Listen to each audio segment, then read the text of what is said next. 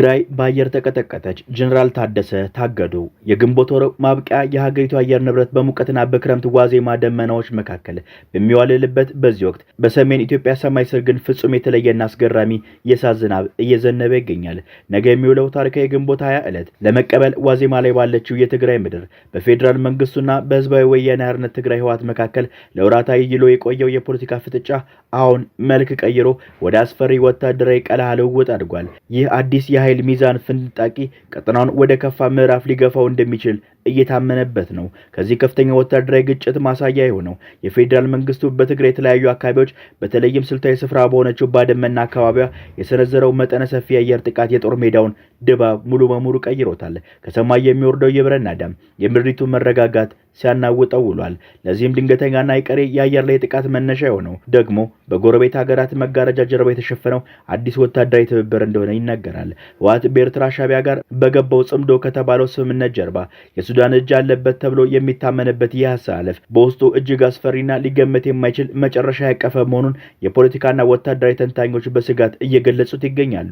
ይህን ምክንያት በማድረግ የፌዴራል መንግስቱ አየር ኃይል በትግራይ የተለያዩ አካባቢዎች በህወሓት ወታደራዊ መሰረቶች ላይ የእሳት ላንቃዎችን ከፍቶ አምሽቷል። ይህ በእንዲህ እንዳለ ህወሓት ከህዝብ እይታና ከሚዲያ መድረኮች ሙሉ በሙሉ የጠፉትን ታደሰ ወረደን በአስከፊ ሁኔታ በቁም እስረኛ እንዳደረጋቸው የውስጥ ምንጮች በከፍተኛ ስጋት እየገለጹ ይገኛሉ። የእርምጃ በክልል ውስጥ ያለውን የትዕዛዝ ሰንሰለትና መረጋጋት ሙሉ በሙሉ ወደ ጨለማ የከተተ ክስተት ሆኗል። ከውስጥ መፈንቅለ መንግስቱና ከውጭ የአየር ጥቃቱ ጎን ለጎን በትግራይ የአጎራባች አካባቢዎች የሚኖሩ ንጹሃን ዜጎች ህይወት በከፍተኛ ደረጃ ጭንቀትና ስቃይ የተሞላበት አድርጎታል። ስልጣኑን በኃይል የተቆጣጠረው ይኸው የህወሓት ስብስብ ያወጣውን ወታደራዊ ኃይል አቅም በፍጥነት ለመተካትና የተደቀነበትን ከፍተኛ እልቂት መቋቋም በሚል በአማራ ክልል ስር የምትገኘው ራያ አካባቢ እንዲሁም በመላው የትግራይ ከተሞች ገጠራማ መንደሮች ውስጥ እጅግ አስገዳጅ አስፈሪ የሆነ ወታደራዊ አፈሳ እያካሄደ ይገኛል። ህወሓት በሱዳንና በሻዕቢያ ጋር የገባውን ስምምነት ተገን በማድረግ ከፍተኛ ቁጥር ያላቸውና የቀጠናውን ሚዛን ሊያናጉ የሚችሉ ከባድ መሳሪያዎችን በኤርትራ በኩል ወደ ትግራይ ለማስገባት ሲሞክር የፌዴራል መንግስት የአየር ኃይል ክንፎች ግን ፈጣንና ድንገተኛ እርምጃ ወስዷል። መሳሪያዎቹ ድንበር ተሻግረው መሬት ሳይረግጡ በአየር ላይ በወረደባቸው የእሳት ማዕት ሙሉ በሙሉ እንዲበታተኑ ተደርጓል። ይህም በባድመና በዙሪያ ያሉትን ወረዳዎች ያናወጠው ውሎ የወደፊቱን የሰሜን ኢትዮጵያ ዕጣ ፈንታ ይበልጥ ልብ አንጠልጣይና አሳሳቢ ወደሆነ አቅጣጫ እየመራው መሆኑን ዋዜማው እየገለጸ ይገኛል። በቀደመው የጦርነት ጠባሳ ገና ሳታገግም በሰቀቀን የምትናወጠው የሰሜን ኢትዮጵያ ምድር በድጋሚ በከባድ የጦርነት ከበሮና በሚያስተጋባ የቦምብ ናዳ መታመስ ጀምራለች። በትግራይ ሰማይ ላይ የተደቀነው የውጥረት ደመናዎች ፈንድተው ወደ አስፈሪ ወታደራዊ የቀለሃ ልውውጥ የተቀየሩ ሲሆን የፌዴራል መንግስቱ በአካባቢ ላይ መጠነ ሰፊ የአየር ጥቃት መክፈቱን ተከትሎ ቀጠናው ወደ ከፋ የእሳት እቶን እየተቀየረ ይመስላል። በተለይም በታሪካዊቷና ስልታዊቷ ጠቀሜታ ባላት ባድመ ምድር ላይ እንዲሁም በትግራይ የተለያዩ ቀጠናዎች ላይ ከሰማይ የሚዘንበው የአየር ኃይል የእሳት ቁራት የጦርነት ምን ያህል አስከፊ መልክ እየያዘ መምጣቱን ያሳያል።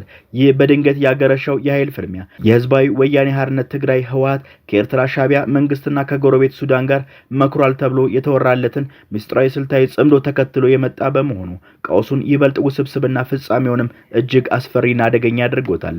ከተለመደው የፖለቲካ ባላንጣነት አልፎ ወታደራዊ ኃይል ሚዛኑን ለመቀየር ያለመ ህወሓት በሻዕቢያ ስምምነት በተግባር መሬት ሳይረግጥ የፌዴራል መንግስቱ የሉዓላዊነት ጥበቃ ክንድ ክፉኛ እየተቀጠቀጠ ይገኛል። ህወሓት ከዚህ አዲስ የጥምረት ስምምነት በስተጀርባ ያገኛቸውን እጅግ ከፍተኛ ቁጥር ያላቸውን ገዳይ የሆኑ ከባድ መሳሪያዎችን በኤርትራ በኩል ወደ ትግራይ ለማስገባት ስልታዊ ይዞታዎችን ለመቆጣጠር ሲሞክር የፌዴራል አየር ኃይል ባልተጠበቀ ቅጽበት ሰማዩን በመቆጣጠር የእሳት ዝናብ አወርዶባቸዋል። የብረት አሞራዎቹ የጦር መሳሪያዎች ድንበር ተሻጋሪ እንቅስቃሴዎችን ያነጣጠረው ይህ አየር ላይ ድብደባ የቡድኑን ወታደራዊ ዝግጅትና የትጥቅ ስርጭት አቅም ሙሉ በሙሉ በሚባል ደረጃ ያመከንና የቀጠናውን የኃይል ሚዛን ያናጋ ትልቅ ወታደራዊ እርምጃ ሆኖ ተመዝግቧል። ይህ በእንዲህ እንዳለ በትግራይ ክልል ውስጥ ያለው የውስጥ ፖለቲካ ወታደራዊ መዋቅር ፍጹም ወደ ተዘበራረቀና ወደ ለየለት እርስ በርስ መናቆር ውስጥ መግባቱን የሚያሳዩ መረጃዎች እየወጡ ናቸው።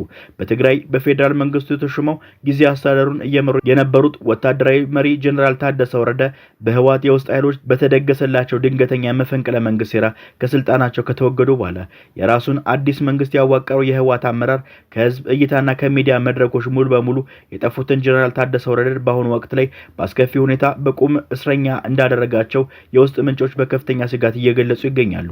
ይህ እርምጃ በክልል ውስጥ ያለውን ትዕዛዝ ሰንሰለትና መረጋጋት ሙሉ በሙሉ ወደ ጨለማ የከተተው ክስተት ሆኖ ተመዝግቧል። በውስጥ መፈንቅለ መንግስትና በውጭ አየር ጥቃት ጎን ለጎን በትግራይ አጎራባች አካባቢዎች የሚኖሩ ዜጎች